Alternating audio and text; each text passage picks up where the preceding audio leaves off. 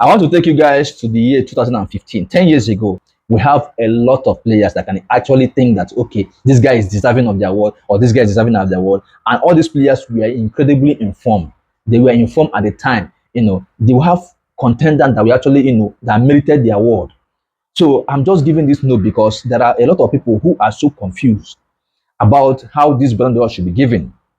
Sometimes it does not really merit, it does not really matter that, okay, you score so number of goals in the Champions League, or you became the highest goal scorer in the Champions League, or you won the Champions League trophy, or you have the best team or whatever. It is an individual performance, what you're able to bring to the table, how you help your team to progress, how you help your team to win the number of trophies they could win at the season, at that particular season, how you are able to carry your team, how you become the best player of your team and in that season. So these are the things that they characterize and put in one category and look out for in any time they're giving this award. So let me give you at least about 30 names that made out the list in 2015.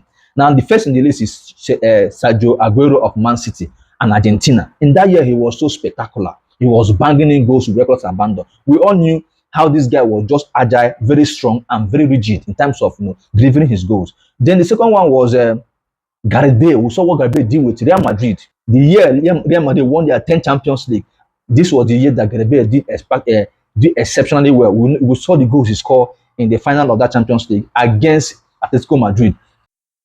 Kevin De Bruyne with Belgium, Eden Hazard, Zlatan Ibrahimovic, Andres Iniesta, Toni Kroos, Robert Lewandowski, Javier Mascherano, Lionel Messi, Thomas Muller, Manuel Neuer, Neymar, Paul Pogba, Ivan Rakitic, Arjen Robben, James Rodriguez, Alexander Sanchez, Luis Suarez, Yaya Toure, Anthony Vidal. These were guys that were on their prime at the time. They were banging in goals with reckless abandon. These were big names when it comes to football. When you mention the Ballon d'Or list, you see guys, you don't even need to say this one deserving or this one. You see all of them. You only weigh it because of the Champions League and the number of goals that someone scored. But when you look at this team, they were the best players in their team at the time. So these are the criteria we saw in 2015. Unlike what we are seeing today, everything have changed. Like I said, everything has changed. As the years progresses, things begin to change. Criteria to give award begin to change. Players, start having a different idea or being confused or what are things that are required to win this award. Because we have seen over the years that the Ballon d'Or organizers have not been taking it serious. People have not been taking it serious because they feel like this thing is just something that anyone can just go and lobby and win. But it's never like that, because I see that this thing being translated or being changed every season. So these are the players that were nominated. They were contenders for the Ballon d'Or in 2015.